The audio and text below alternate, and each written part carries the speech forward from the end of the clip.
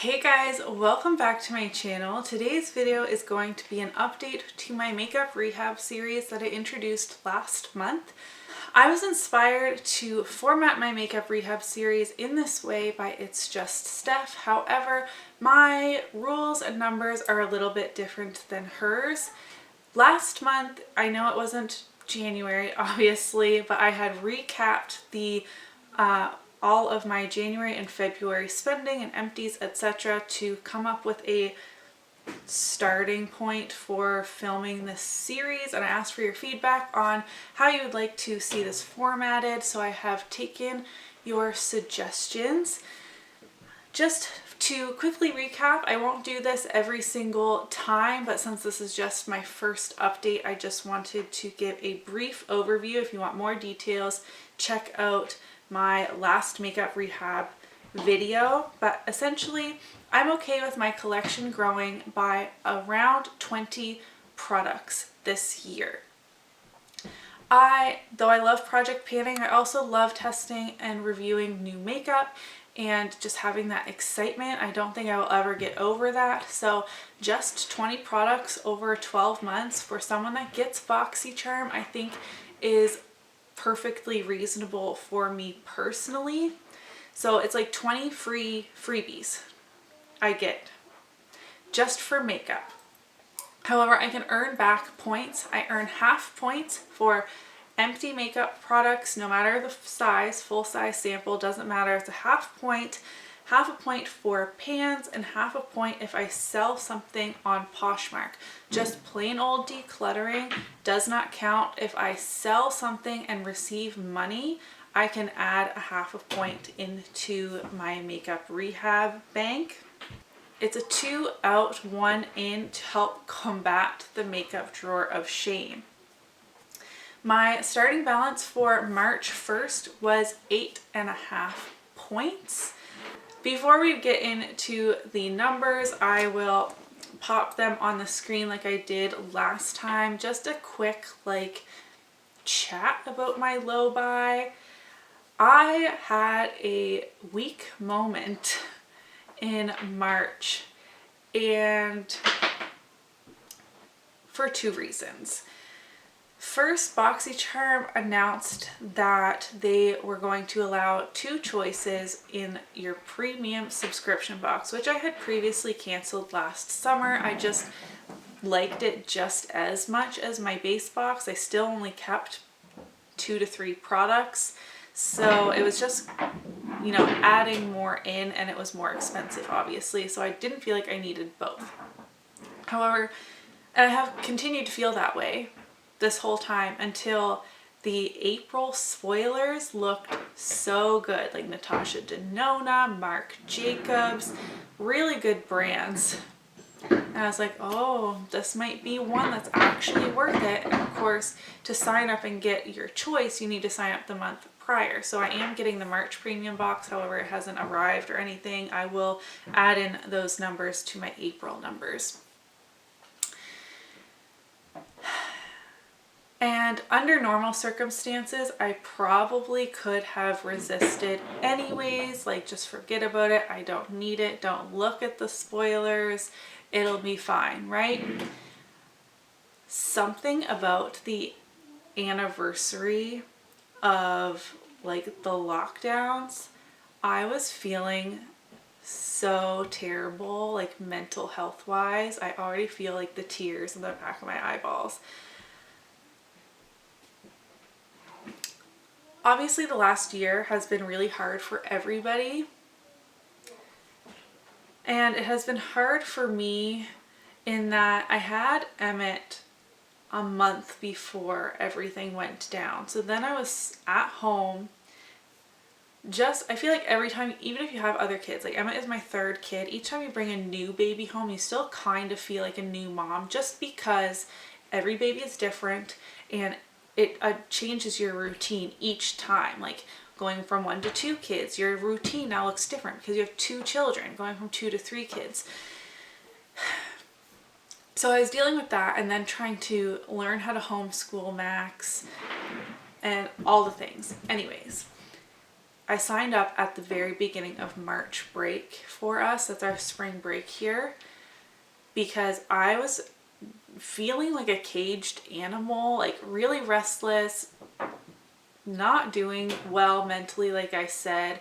And then all of a sudden Max was home again for March break, and I just had like all these feelings of like, last time he came home for March break, he never went back to school. And not to say that I don't want to spend time with him, but like that was the start of a really stressful time in our world. And all that's to say, I don't want anyone to feel sorry for me or anything. I signed up for BoxyCharm Premium.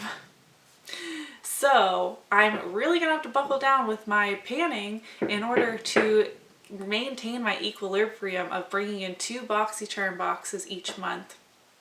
I don't keep everything, I only keep the things I want to, and I sell everything on my Poshmark, or I throw them into giveaways.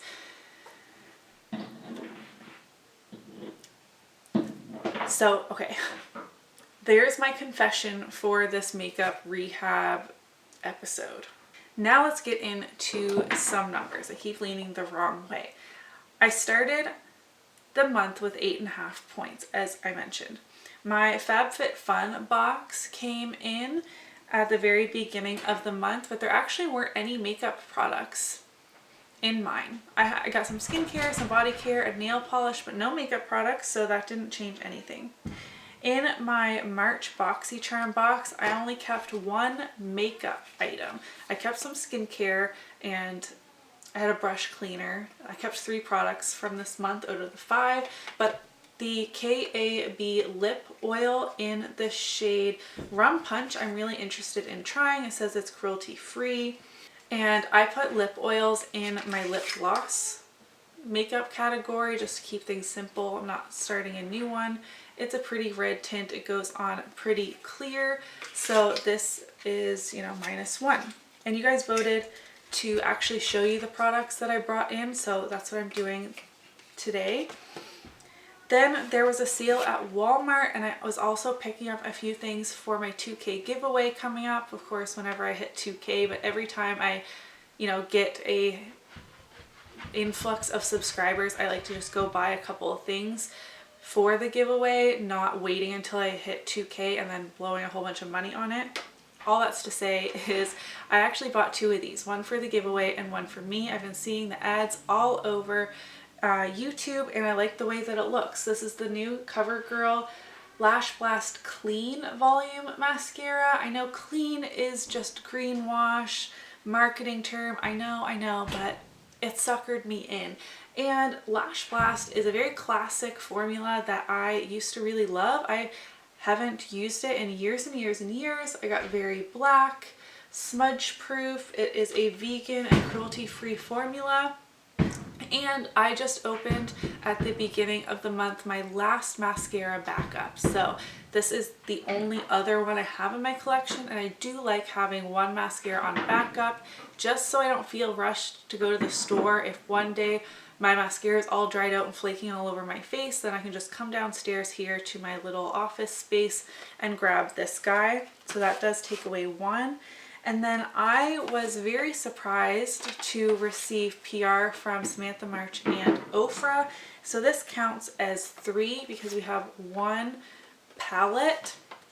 I did a full video on this. I can link it up in the cards. I would really love your support on the videos testing new makeup. I know being a panning channel is kind of tricky showing new products as well, but I do want to reach some sort of balance with that. So this subtracts a point, and then 2 points for the lip glosses. I inserted my existing Millie that I had previously into here and put the other one into my 2K giveaway.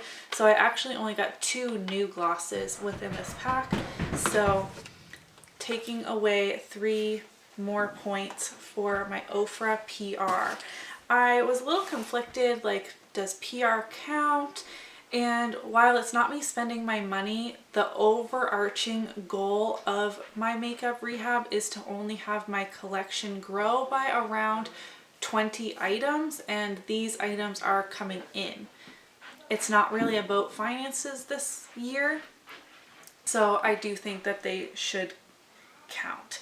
So with bringing in 5 new products, we are at 3.5 points. Now let's talk about the additions to my beauty bank. I did finish a full-size lip liner, which I actually have here because you would have already seen the Panner's Pan update. I did finish my Rimmel East End Snob lip liner, so this counts as, again, half a point, and it's a non-cruelty free product, which I'm really happy about. And I also finished a full-size primer this month, which I'm not going to spoil for a future Project Pan update, though I'm sure you can guess if you do watch my project. So +1 on that. And I did hit 1 eyeshadow pan, which I shared in my Pan Those Eyeshadows project pan, so there's half a point there. So I am walking into April with 5 points, with the Sephora VIB sale looming in a couple weeks. So like I said, I need to buckle down and be wearing more makeup and hit more pans and reach more empties in order to maintain this equilibrium. I do not want to be in the negative ever, but especially come the end of the year, I do not want to be in the negative. I am really trying to be good this year. I am decluttering a few things, but again, those don't count towards my beauty bank, but I'm hoping that that will help. Like, what am I trying to say? For my makeup inventory for January 1st, I hope that the decluttering will also help in the grand scheme of the only 20 products. I don't know. We'll see how I do.